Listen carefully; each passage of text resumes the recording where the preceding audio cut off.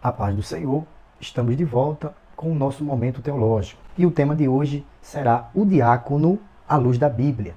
Vamos falar a respeito desse ministério à luz das Escrituras. Na próxima vez que nós estivermos aqui de volta no nosso momento teológico, falaremos do presbítero à luz da Bíblia. Falando do diácono, existem apenas duas passagens no Novo Testamento que constam com a palavra diácono. Filipenses capítulo 1, versículo 1, 1 Timóteo capítulo 3, versículo 8.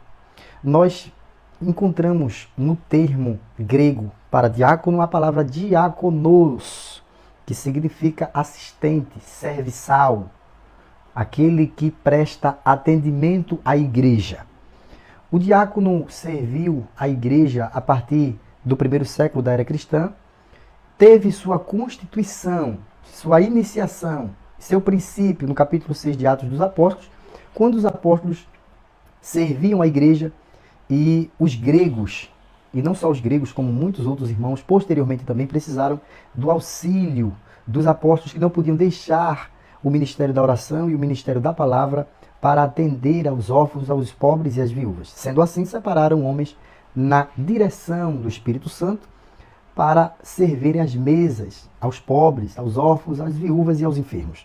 Dessa forma, eles não abriram mão do ministério da palavra e da oração, que era o canal para que eles pudessem propagar o poderoso evangelho. Os apóstolos, sendo assim, separaram 7 homens, a princípio, para que servissem como diáconos. E nós observamos no capítulo 6 de Atos, e assim nos diz a Sagrada Escritura.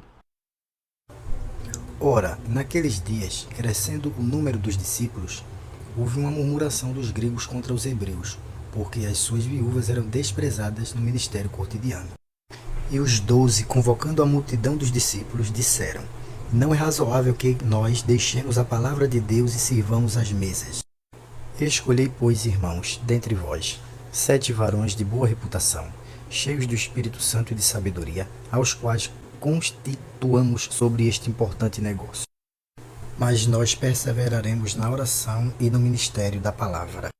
E este parecer contentou a toda a multidão, e elegeram Estevão, um homem cheio de fé e do Espírito Santo, e Filipe, e Procoro, e Nicanor, e Timão, e Parmenas, e Nicolau, prosélito de Antioquia. Então você observa que o diácono era um discípulo que atendia aos pobres, órfãos, viúvas e necessitados, também enfermos, visitando, amparando e prestando toda assistência.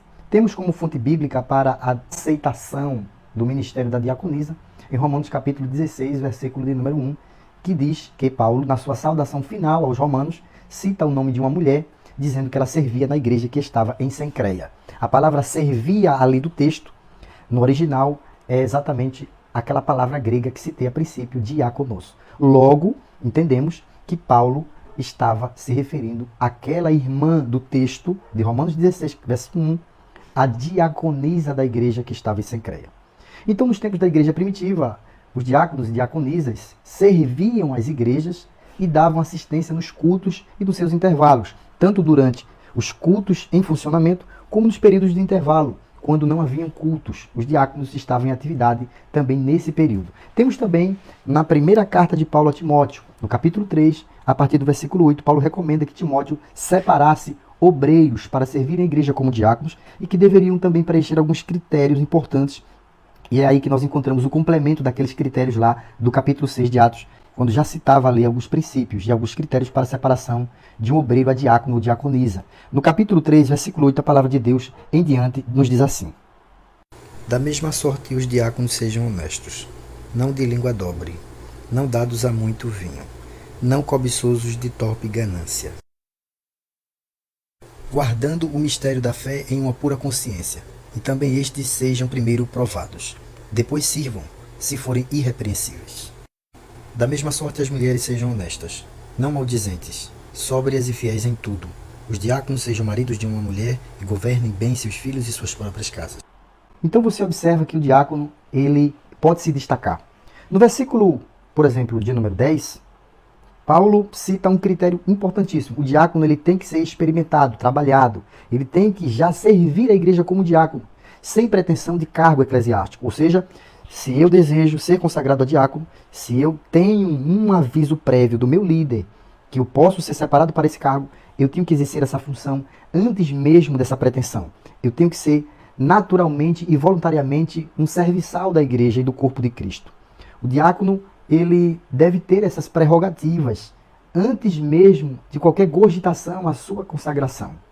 Pois o diácono, ele deve ter essa qualidade. E nós sabemos que ele pode se destacar como diácono, segundo o versículo 13, que assim nos diz: Porque os que servirem bem como diáconos adquirirão para si uma boa posição e muita confiança na fé que há em Cristo Jesus. Nós temos dois grandes diáconos que se destacaram, que não ficaram apenas como diáconos, que foi o diácono Estevão e o diácono jovem Filipe, que se tornou um grande evangelista, que no capítulo 8 de Atos dos Apóstolos, ele conseguiu chegar na cidade de Samaria e lá, por intermédio dele, Cristo promoveu um grande avivamento, de sorte que muitos se maravilharam com a pregação de Filipe, porque enquanto ele pregava, ele operava grandes milagres, curas e libertações. Logo, nós entendemos que nem todo diácono será um bom diácono, nem todo membro ou auxiliar será um bom diácono, mas nem todo diácono ficará apenas como diácono. Ele vai se destacar para se tornar um grande presbítero, ou até um grande evangelista, ou até um grande pastor. Por aqui ficamos, não podemos dissecar o conteúdo por demais extenso, mas no nosso próximo encontro teológico falaremos do presbítero à luz da Bíblia. Que Deus te abençoe e até o nosso próximo encontro.